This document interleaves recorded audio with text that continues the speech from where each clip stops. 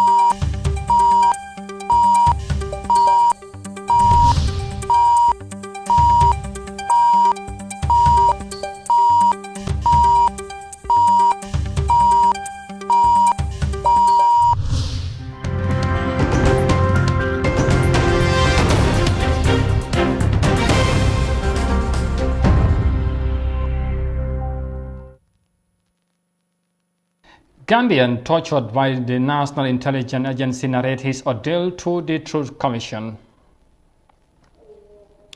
ECOWAS delegation visits Cote d'Ivoire as tension rise ahead of presidential elections.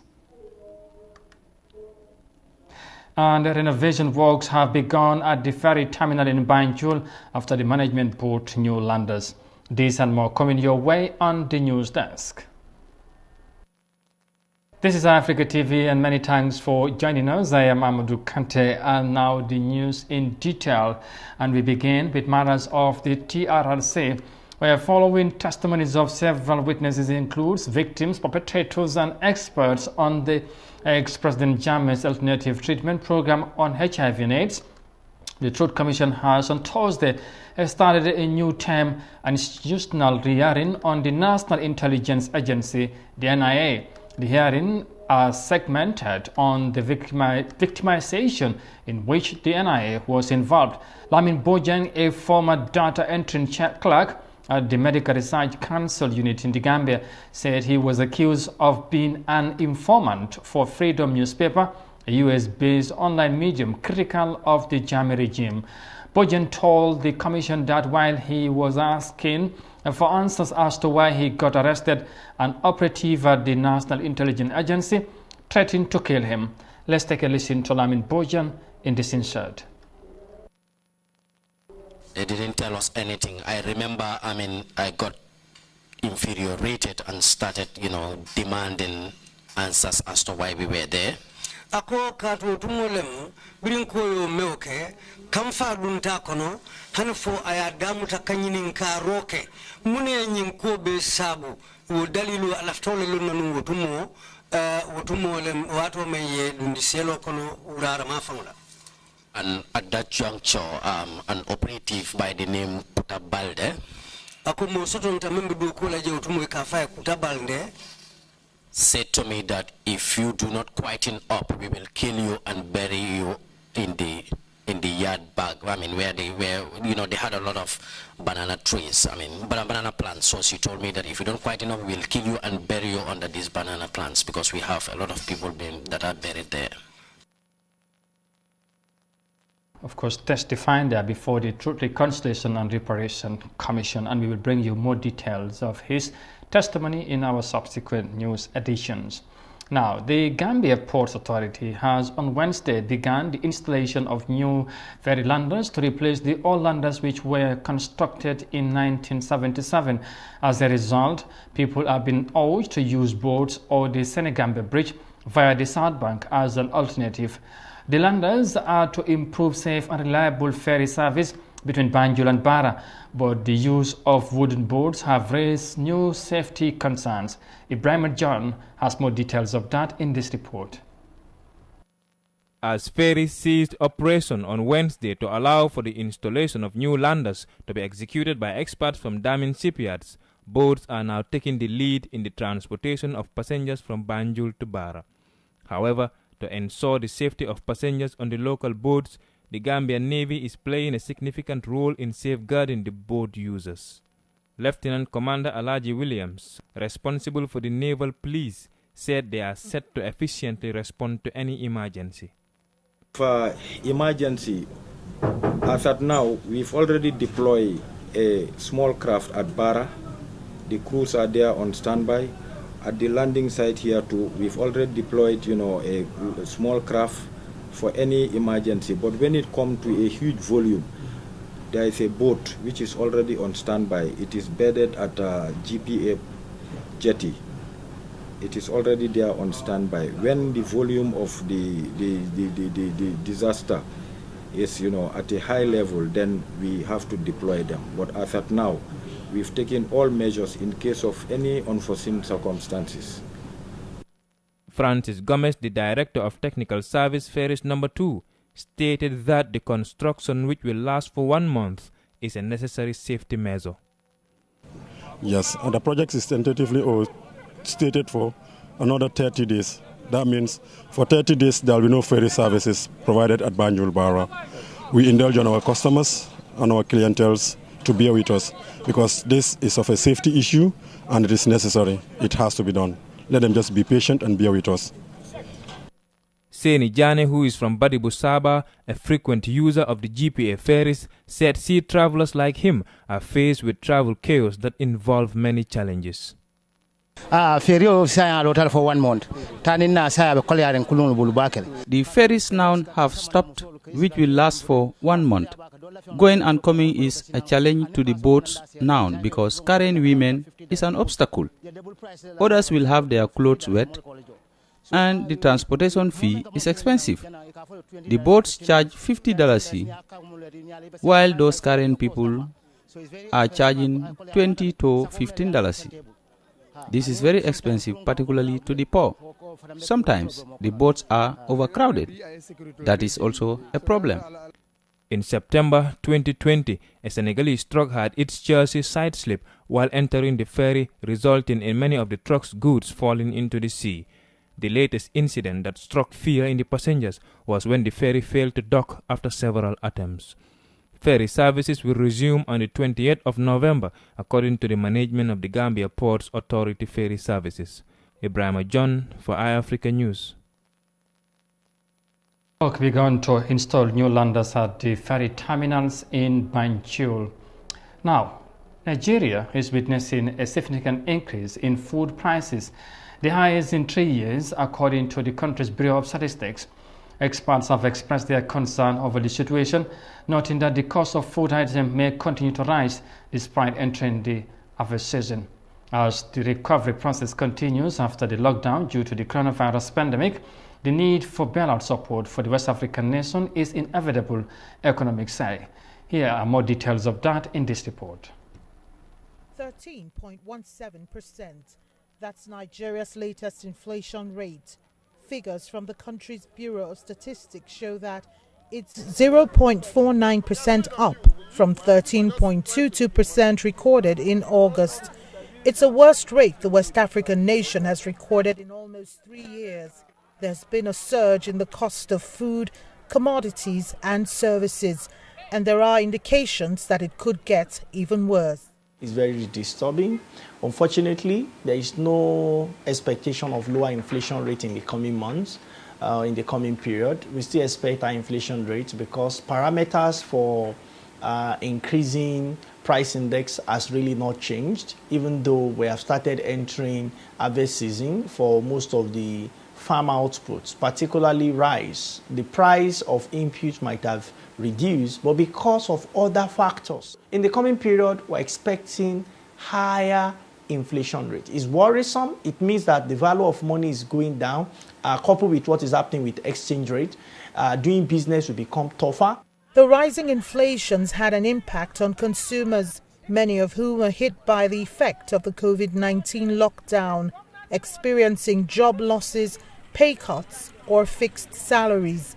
Consumers' purchasing power has at the same time been on a decline.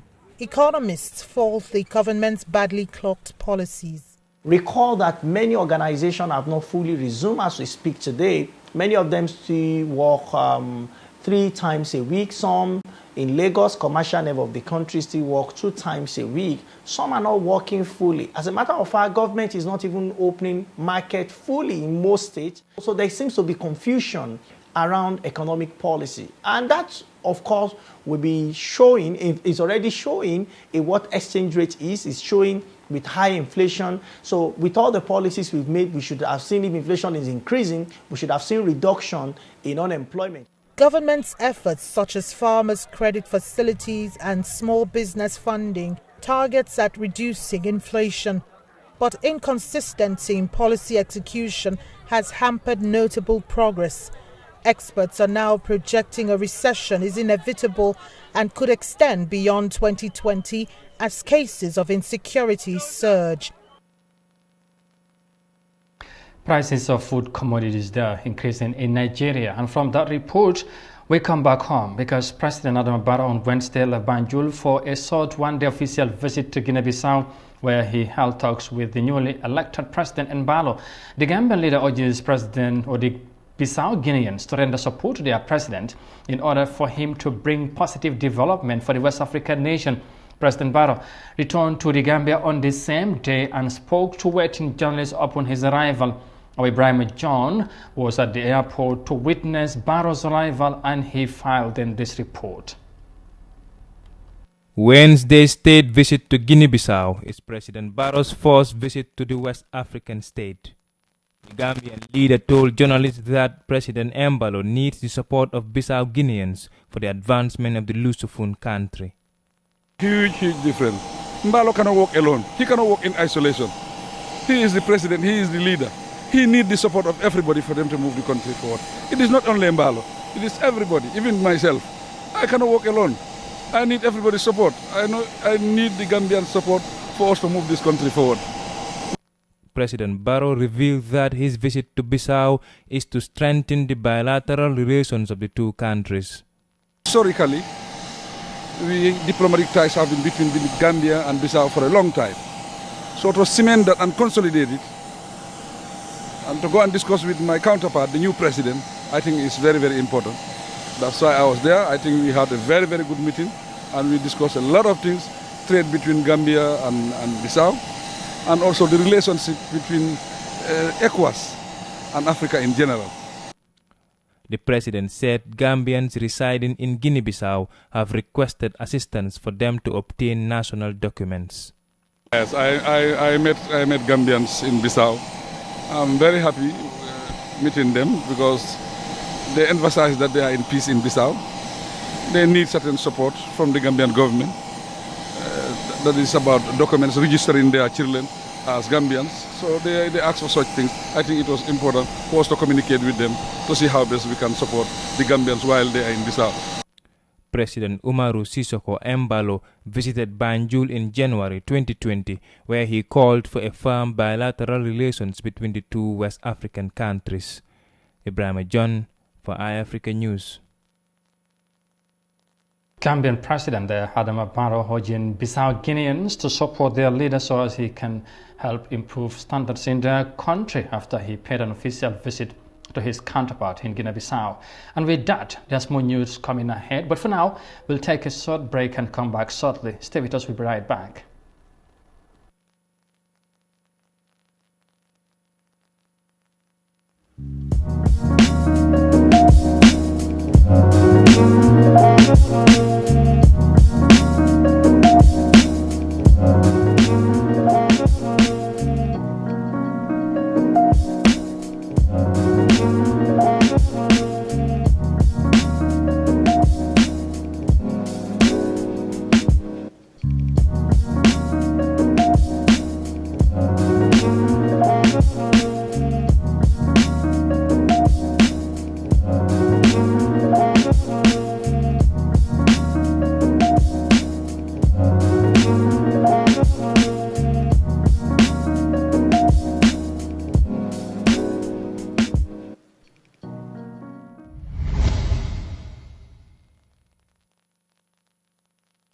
Welcome back, and once again, many thanks for joining us. You're watching the news desk live on Africa TV. And now to matters of the TRRC again, because Dr. Tamsir Mbao on Wednesday told the Truth, Reconciliation and Reparation Commission that no patient has ever died during the 10 years of ex-President Yahya Jammeh's HIV and AIDS treatment program, even though a list of people that died in the treatment were read to him. Let's have more details of that in this report by Omar Ahmad Toure. Dr. Mbo said patients that were said to have died from Jammeh's treatment were false, and that those that died didn't die from AIDS, but other relative diseases, even though a list of people that died from the disease was read before him. Do you realize that a lot of people died in your care program? That is not true. That is not true. I was the clinical doctor, and any person who should die in that treatment must have a death certificate, and I am the guy who must sign. I have never signed any death certificate for this and years in that treatment. 4 or 5 patients died at the sanatorium. They were having TB. And 1 Saudi citizen died because of some cardiac problems. That one I can confirm. But no patient has ever died for the 10 years. In I remember seeing in Al Jazeera a journalist showing the cemetery, Joson Cemetery, that these are the patients that have died. The doctor contradicted himself when he responded to Council Fal's question of whether HIV/AIDS can kill, and this is what he has to say. Your immune system is finished, so other diseases will come and take over. That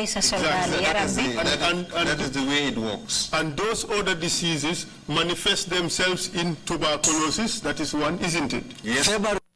He continued to say the first viral load test conducted at Anta Diop University in Senegal, which showed low viral load for many patients and undetectable for some, has a rationale behind it.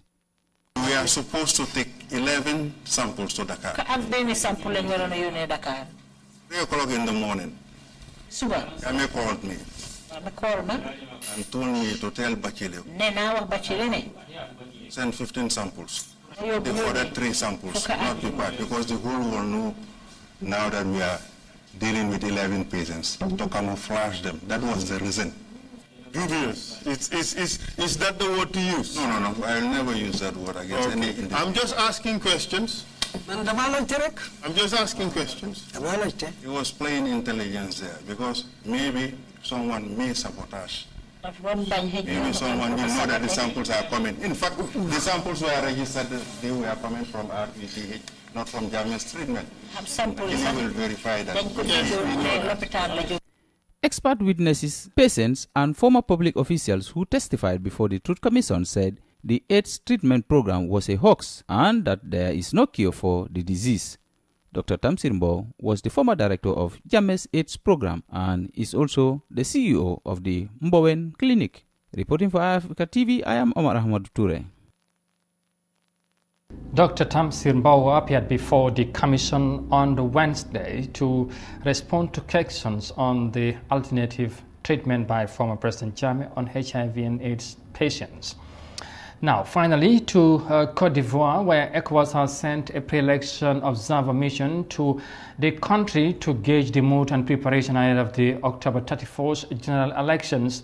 The delegation was led by the president of the ECOWAS Council of Ministers, who held talks with the political parties and other stakeholders and encouraged them to maintain calm during the polls, since the incumbent Alassane Ouattara declared his intention to run for a controversial third term. There have been a wild demonstration in different parts of the country. Let's have more details of that in this report. The ECOWAS mission came to an end on Monday after a meeting with outgoing President Alassane Ouattara and the three main opposition leaders. Led by the President of the ECOWAS Council of Ministers, Charlie Ayokor Botchway, and Minister of Foreign Affairs of Ghana, the mission aims to contribute to the normal continuation of the electoral process in Cote d'Ivoire. We engaged political parties, the opposition. We engaged the independent candidate.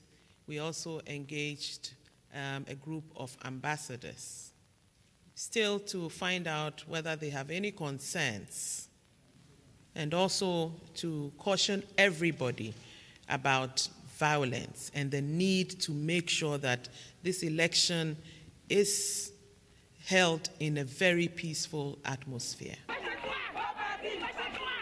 Since the opposition's call for civil disobedience, demonstrations have been staged in several towns in the interior of the country and in the capital, Abidjan.